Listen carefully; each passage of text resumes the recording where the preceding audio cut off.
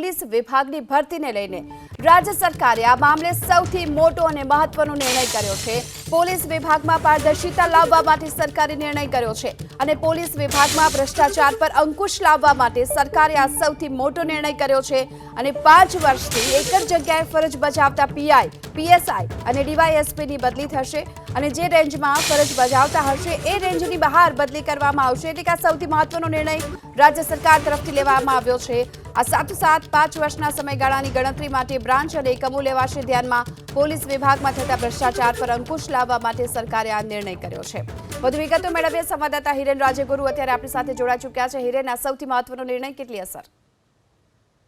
જો પોલીસ વિભાગની અંદર જોવા જઈએ તો ગુજરાતની અંદર ક્યારેય આ પ્રકારની બદલી થતી હોય એ પ્રમાણેનો નિર્ણય નથી લેવાયો, પરંતુ હવે ગૃહ વિભાગની એટલે કે પોલીસ વિભાગની અંદર પારદર્શિતા આવે અને પોલીસ વિભાગની અંદર ભ્રષ્ટાચાર ઉપર અંકુશ આવે એ માટે થઈ અને ગૃહ વિભાગ દ્વારા આ નિર્ણય લેવામાં આવ્યો છે, જેની અંદર ડીવાયએસપી, પીઆઈ અને પીએસઆઈ કક્ષાના જે અધિકારીઓ છે તેઓ છેલ્લા 5 વર્ષથી જે સ્થળે ફરજ બજાવતા હશે તેની બદલી કરવામાં આવશે, પરંતુ બદલી નજીકના સ્થળે નહીં કરવામાં આવે, તેમને આખી રેન્જ બહાર મૂકી દેવામાં આવશે। એટલે એક રીતે જોવા જઈએ તો સૌરાષ્ટ્રની અંદર છેલ્લા 5 વર્ષથી જે પીઆઈ, પીએસઆઈ કે ડીવાયએસપી ફરજ બજાવતા હશે તેમને નજીકની રેન્જ છોડી અને અન્ય રેન્જમાં મૂકવામાં આવશે, એટલે કે તેમને સીધા દક્ષિણ ગુજરાતની રેન્જમાં મૂકી દેવામાં આવશે। એ જ રીતે દક્ષિણ ગુજરાતની અંદર છેલ્લા 5 વર્ષથી જે ફરજ બજાવતા હશે અધિકારી તેમને સીધા બોર્ડર રેન્જ ઉપર મૂકી દેવામાં આવશે। આ રીતનો નિર્ણય લેવામાં આવ્યો છે। મહત્વપૂર્ણ બાબત છે કે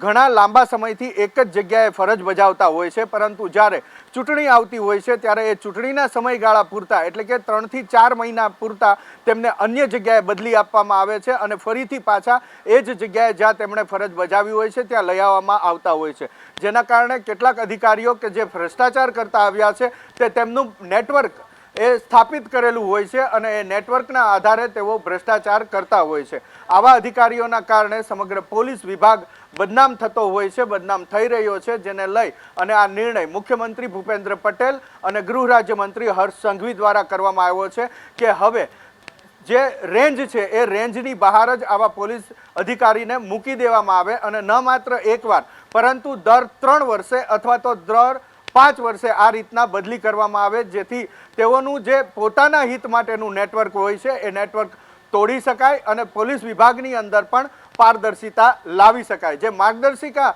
જાહેર કરવામાં આવી છે તેના ઉપર નજર કરીએ તો સુરત રેન્જ અને સુરત શહેરની અંદર જે અત્યારે ડીવાયએસપી, પીઆઈ અને પીએસઆઈ તરીકે ફરજ બજાવે છે તેમની બદલી કરવામાં આવશે, પરંતુ તેમને વડોદરા રેન્જ, વડોદરા શહેર, અમદાવાદ રેન્જ, અમદાવાદ શહેર, સુરત રેન્જ કે સુરત શહેરની અંદર મૂકવામાં નહીં આવે। આ રેન્જની બહાર તેમની બદલી કરવામાં આવશે। એટલે કે એક રીતે જોવા જઈએ તો આખો પોલીસ વિભાગ છે એ તિતર ભીતર થઈ જશે। આ 3 રેન્કના જે પોલીસ અધિકારીઓ છે તેમની સામૂહિક બદલી કરવામાં આવશે અને એક સાથે તેમનો ઝોન, તેમનો રેન્જ તમામ બદલી નાખવામાં આવશે, જેથી કરી અને આ જે તેઓનું સ્થાપિત નેટવર્ક હોય છે પોતાના હિતનું એ તૂટી શકે। મારી સાથે સંપાદક રોનક પટેલ જોડાયા છે, તેમની સાથે વાત કરીએ।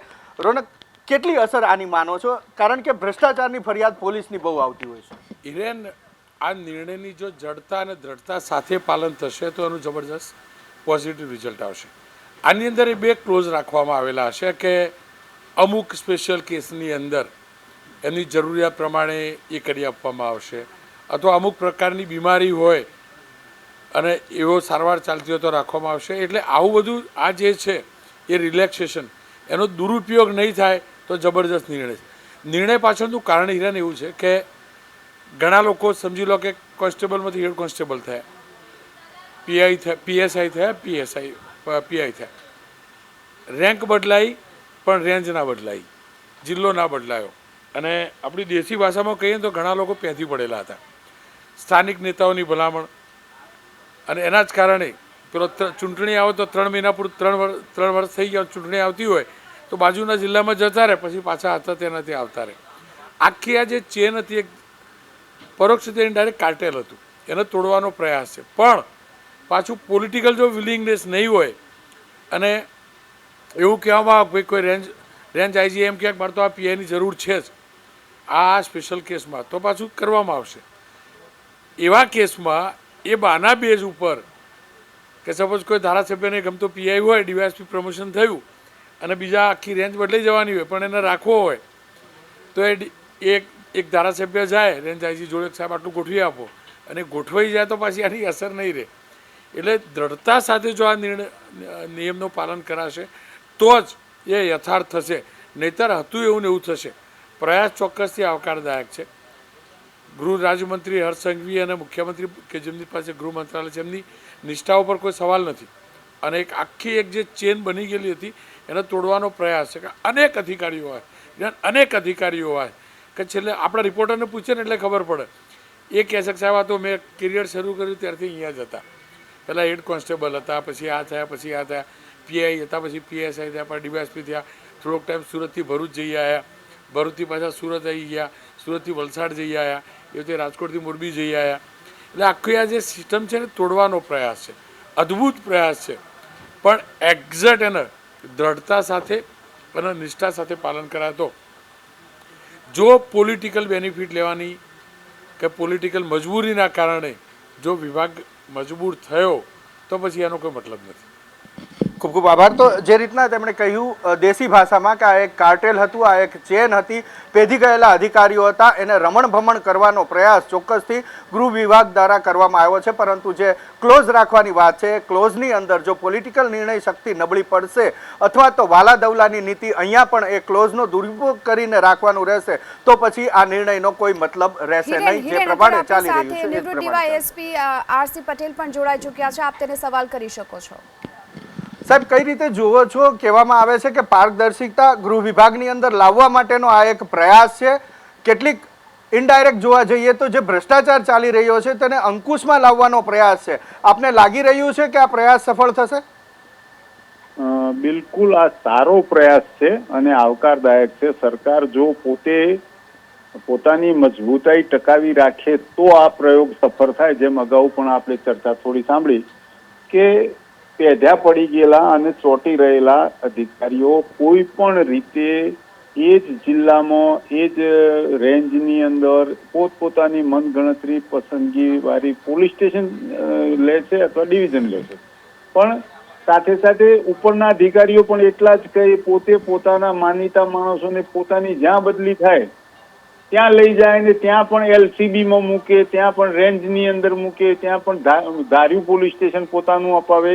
એટલે અધિકારીઓ પણ એમાં જેમ છે એમ રાજકારણીઓ પણ છે. રાજકારણીઓ જ્યારે આની અંદર નહીં હસ્તક્ષેપ, ઝીરો હસ્તક્ષેપ હશે તો સરકારની આ પારદર્શક નીતિ બિલકુલ સફળ થશે. પણ હું એની અંદર 50-50 ગણું છું, કેમ કે વર્ષો પહેલા પણ આવું તો થયું જ હતું. આ ક્રાઇટેરિયા તો છે જ કે એક જ જગ્યાએથી ચોંટી રહેલા અથવા તો મનપસંદ પોસ્ટિંગની અંદર અધિકારીઓની સરભરા કરી, રાજકારણીઓની સરભરા કરી અને પોતે જ કેપેબલ અધિકારીઓ છે ડિપાર્ટમેન્ટમાં, બીજા કોઈ એ પોસ્ટ માટે લાયક નથી. એ અમદાવાદ રૂરલ જિલ્લામાં હોય તો એલસીબી હોય, સુરત રૂરલમાં જાય તો એલસીબીમાં જાય, અને એ બધું જ ચાલી રહેલું છે. પણ જો સરકારે જો આ નિર્ણય કર્યો છે તો આવકારદાયક છે, જનતા આવકાર છે. પણ ક્યારે કે જ્યારે એનું ઇમ્પ્લિમેન્ટેશન બિલકુલ તટસ્થ રીતે કોઈ પણ રાજકારણીના અથવા અધિકારીના લેટરનો ઉપયોગ નહીં, એની હસ્તક્ષેપ હોય તો દરેકને સમાન તક મળશે. દરેક અધિકારી સક્ષમ છે જ. આ માનીતા જાણીતા અધિકારીઓ જ સક્ષમ છે એવું નથી, પણ અત્યારે ભાસ એવો ઉભો થયો છે કે એટલા જ અધિકારીઓ સ્ટેટની અંદર સક્ષમ છે અને બાકીના બધા નોકરી કરવા માટે આવેલા છે. એટલે આ સરકારનું પગલું આવકારદાયક છે. આપણે સરકારની સાથે છીએ, પણ એનું ઇમ્પ્લિમેન્ટેશન સરકાર, મને લાગે છે કે પાણી આવી જાય સરકારને જો આ રીતનું કરવાનું હોય તો. કેમ કે સામે પણ અધિકારીઓ પણ એ રીતના છે અને જેમ નિમણૂક પામે છે એ પણ સક્ષમ થઈ ગયેલા છે. એટલે જો ભ્રષ્ટાચારનું ધોરણ ચાલતું જ રહે તો પાછું આ યોજના ફેલ જાય. જી સર, આપ અમારી સાથે જોડાયા બદલ આપનો આભાર. તો આપણી સાથે અત્યારે હાલ હિરેન નિવૃત્ત ડીવાયએસપી સીપી દલાલ પર જોડાઈ ચૂક્યા છે. હાજી, હા નમસ્તે મેડમ. જી, અમારા સંવાદદાતા આપને સવાલ કરશે. હાજી સર, આ નિર્ણય જે સરકારે લીધો છે એમાં કદાચ બે ક્લોઝ એવા પણ હશે કે બીમારીના કારણે એ જ જગ્યાએ એને રાખવા જોવે, અથવા તો રેન્જ આઈજી કે બીજા અન્ય અધિકારી એવું કહે કે તપાસ ચાલી રહી છે ને આ અધિકારીની મારે આ જગ્યાએ જરૂર છે. આવું થાય અને જો અધિકારીની બદલી ના થાય તો કેટલું અસરકારક રહે આ નિર્ણય? હવે મેં આખો આપે મોકલેલું પીડીએફ ફાઇલ વાંચી. હવે એમાં ગુજરાત રાજ્યના જેટલી પોલીસની રેન્જ છે એ દરેક રેન્જની અંદર જેટલા જિલ્લાઓ છે એ જિલ્લાઓમાં 5 વર્ષના સમયગાળા દરમિયાન બદલી નહીં કરી શકાય એવું સ્પષ્ટ આપ્યું છે. એટલે એક રીતે એ સાચું છે, પણ પ્રશ્ન એક જ છે કે પોલીસ સબ ઇન્સ્પેક્ટર અને ઇન્સ્પેક્ટર એ બંને એ પોલીસ ડિપાર્ટમેન્ટની બેકબોન કહી શકાય. પોલીસ સ્ટેશનના હવાલાના આ અધિકારીઓ છે જેને પોલીસ સ્ટેશન ચલાવવાનું છે, જેને ડાયરેક્ટ પબ્લિક સાથે પણ ડીલિંગ કરવાનું છે અને રાજકીય માણસો સાથે પણ અને જાહેર જનતાના બીજા વિભાગો સાથે પણ કામ કરવાનું છે. એટલે આમાં પ્રશ્ન એક થશે કે સમજી લો કે રાજકોટ રેન્જના 4 જિલ્લાઓ છે. હવે એ 4 જિલ્લાઓમાં જે પોલીસ સબ ઇન્સ્પેક્ટર કે ઇન્સ્પેક્ટરો ફરજ બજાવે છે અત્યારે એને 5 વર્ષ દરમિયાન ક્યાંય બદલી નહીં શકાય એવી વાત છે. પણ હું જે સમજો છે એ મુજબ રાજકોટ રેન્જના જે 4 જિલ્લાઓ છે એમાં પાછું અંદરો અંદર એને બદલી કરી શકાય એવું એનું અર્થઘટન થયું.